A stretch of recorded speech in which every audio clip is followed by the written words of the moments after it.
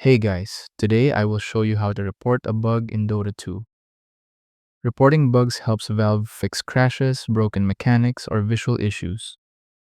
Open your browser, then go to dev.dota2.com. You need to register in GitHub. Ensure you use a valid email address as you might receive updates on your reports.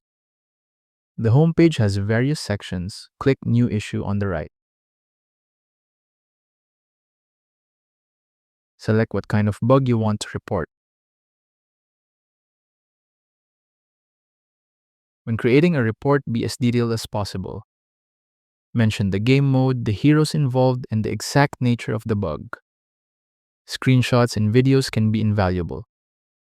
If possible, attach these to provide a visual representation of the issue.